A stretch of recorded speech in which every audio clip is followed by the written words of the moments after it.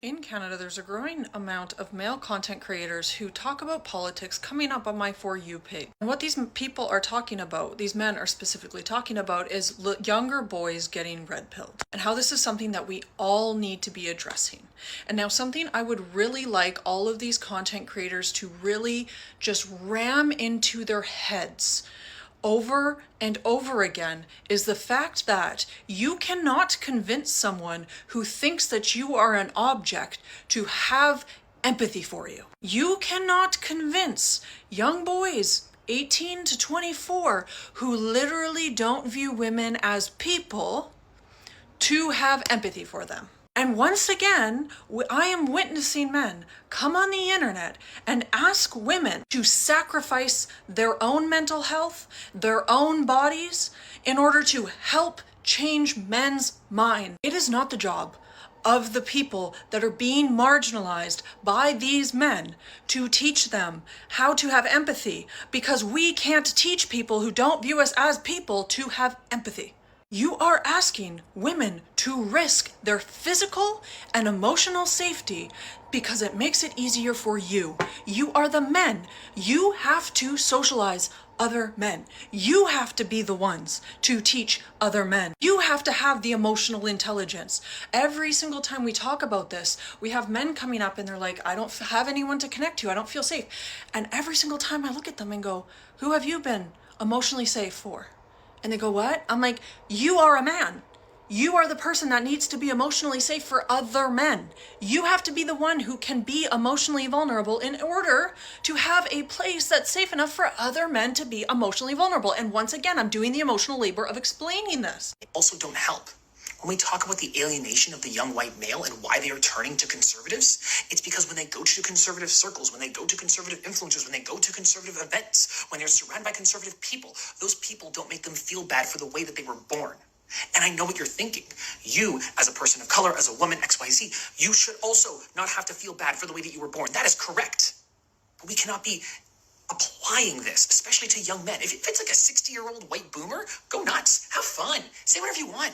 That person had 60 years to come to terms with their privilege and to try to figure out how to navigate in the world and be a better person. When you're saying it to an 18-year-old boy, they have no idea what's going on. Their brains aren't even developed. Your brain doesn't finish developing until your mid-20s. I feel empathy for the first time until I was like 26. I knew better. I knew that I was supposed to feel a certain way, act a certain way. I understood that certain things were right and certain things were wrong, but I didn't start feeling that emotion, understanding that emotion until I was a lot older. Wild statements to be making on social media. Why do boys not have empathy until 26? Brains don't stop developing until 25 in both genders. And that is socialization. And when we talk about the socialization of boys, where are the dads? Where are the dads? Where are the emotionally vulnerable, physically present fathers? And here's the thing. This man, like, if you've always been a white man throughout the entirety of your life and you navigate the world as a white man, you have never felt the fear that a person of color feels when confronting a white person. You have never, if you're a woman, you have never felt the fear of having to confront a grown man. As a woman, I am 5'10.5". I cannot imagine being a 5'2", a 5'4", 120, 30-pound girl trying to talk to a 6' something, 5'10" something man, and then trying to convince that man to have empathy for me. Wild. Then be a woman who's that height, who's a person of color. Wild. You guys don't understand that feminism has come so far because women, through the oppression of being women, have formed community. Make your own community. Do you understand? And that's where the conservatives have done a good job. They have made community for men. So you, as left-leaning creatives, progressives, all the labels you like to attach to yourself to grow followings, you need to create the community for men. Because the women have the community. We've created a community. And I would just like to say, I'm getting so animated and so frustrated because of this next video. That's a man posted. Somebody this, especially at a young age, they don't really have the understanding of how systemic oppression works and how systemic racism works. So when you tell them that they are responsible for all these other woes in the world, it obviously pushes them away. So when I come from the progressive leftist perspective, saying that we need to show empathy to young people so we don't push them into the alt-right pipeline, this is the type of comments that I'm talking about that push young men into the alt-right pipeline. Because men can't be the ones leading and teaching when they are 18 years old and don't know any better.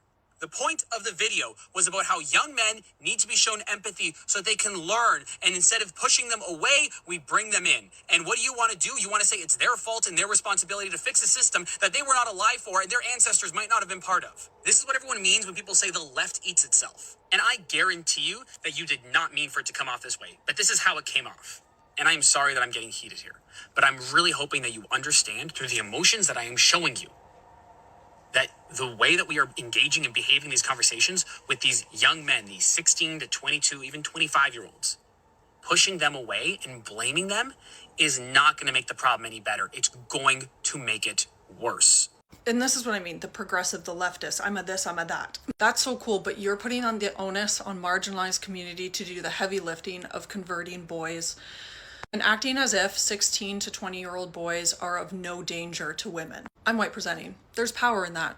There's conversations that I can have that I don't risk the same as someone who is a person of color, who is visibly a person of color. I am physically taller than the average man. I've done jiu-jitsu for 6 years, and I would argue that women experiencing DV at the rates that they are is women falling on the sword of men's mental health. Because when men don't have access to mental health, what do? They become abusive, they become toxic, and they take it out on their partner. Is why the most dangerous place for a woman is in the relationship she is in. Unless it's an indigenous woman and then it's white men. Men unaliving pregnant women is the #1 unaliver for pregnant women in the United States. It's not preeclampsia, it's not complications from childbirth, it is their partner. I would argue that women have been falling on the sword. Women have been taking the brunt of men's mental health issues. And the fact that you can't see that is your privilege. Why did she stay in that abusive relationship? Why didn't she leave? She should have picked better. She should have done this. She should have done that. Women are constantly told that everything that men have done